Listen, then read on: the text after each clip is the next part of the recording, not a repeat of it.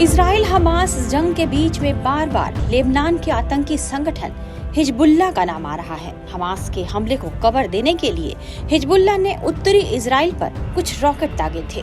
Lebanon के Hezbollah ने कहा कि उसने 8 अक्टूबर को विवादित शिवा फार्म्स में इजरायली सैन्य ठिकानों को निशाना बनाया था। हमास के बाद हिजबुल्लाह ने भी इजराइल पर हमला करके मध्य पूर्व में एक बड़ा संकट पैदा कर दिया है और इजराइल से पंगा ले लिया है। हमास के साथ ही हिजबुल्लाह को भी ठिकाने लगाने के लिए इजराइल की फौज उत्तरी दिशा में आगे बढ़ रही है, जिससे अंदाजा लगाया जा रहा है कि अब इस आतंकी संगठन पर भी खतरा बढ़ता जा रहा है। ऐसे में जानते हैं कि कौन है ये आतंकी संगठन हिजबुल्लाह और इसकी इजराइल से दुश्मनी क्या है। हमास को हिजबुल्लाह आखिर क्यों करता है समर्थन? हिजबुल्लाह लेबनान का एक आतंकी संगठन है। हिजबुल्लाह और हमास मध्य पूर्व के दो ताकतवर आतंकी संगठन बन गए हैं, जो फिलिस्तीन की आजादी के लिए इजराइल से लड़ रहे हैं। यानी दोनों के मकसद एक ही है कि किसी तरह इजराइल का विनाश हो जाए।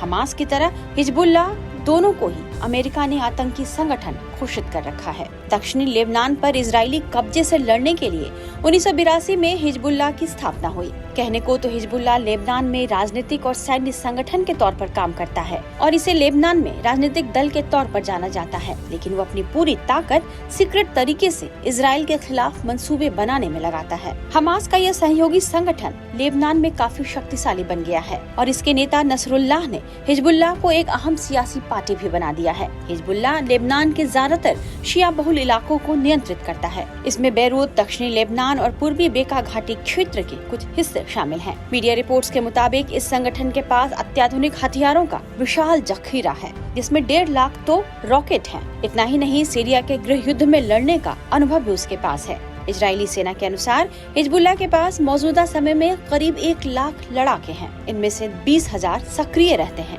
और बाकी को स्टैंड बाई पर रखा जाता है। 63 साल का हसन नसरुल्लाह हिजबुल्लाह का महासचिव है। वह 1992 से इस पद पर है। अब वह लेबनान का बड़ा राजनेता बन गया है। उसके नेतृत्व में ही हिजबुल्लाह ने इजराइल में कई बड़े ऑपरेशन को अंजाम दिया है। इजराइल हिजबुल्लाह का सबसे बड़ा दुश्मन है। इस दुश्मनी का इतिहास 1978 में दक्षिणी लेबनान पर इजराइल के कब्जे के वक्त से चला आ रहा है। 1982 में लेबनान में हिजबुल्लाह नाम का एक शिया संगठन बना, जो पश्चिम एशिया में इजराइल और पश्चिमी प्रभाव का विरोध करने लगा। हालांकि आधिकारिक रूप से इस संगठन का जन्म 1985 में हुआ। तब से लेकर हिजबुल्लाह के आतंकी इजराइल पर हमले करते हैं। साल 2000 में इजरायली सैनिक आधिकारिक रूप से लेबनान से बाहर आ गए, लेकिन दोनों देशों के बीच तनाव खत्म नहीं हुआ। इसके बाद 2011 में जब सीरिया में गृह युद्ध छिड़ा, तब हिजबुल्लाह ने रूस और ईरान के साथ मिलकर वहां छिड़े गृह युद्ध के दौरान राष्ट्रपति बशर अल असद के शासन का समर्थन भी किया और अपने हजारों लड़ाके वहां भेजे थे। कहते हैं कि दुश्मन का दुश्मन आखिर दोस्त होता है। हमास और हिजबुल्लाह के मामले में यही बात सटीक बैठती है। कई मीडिया रिपोर्ट्स में कहा जा रहा है कि हमास की तरह हिजबुल्लाह को भी ईरान का समर्थन हासिल है। दोनों इजराइल के खिलाफ हैं। लिहाजा हमास का साथ देने के लिए हिजबुल्लाह ने भी इजराइल पर हमले किए हैं। ईरान हमास की तरह हिजबुल्लाह की भी फंडिंग करता है। अंतर्राष्ट्रीय विशेषज्ञों का कहना है कि हिजबुल्लाह इजराइल के साथ एक निर्णायक जंग लड़ने को तैयार दिख रहा है। इजराइल को अगर जंग जीतनी है तो उसे अब चौतरफा युद्ध करना होगा। गाजा में हमास ने तो लेबनान की सीमाओं पर हिजबुल्लाह ने भी मोर्चा संभाल रखा है। ऐसे में इजराइल जानता है कि हिजबुल्लाह हमास से भी ज्यादा खतरनाक हो सकता है। टाइम्स नाउ भारत डिजिटल की रिपोर्ट।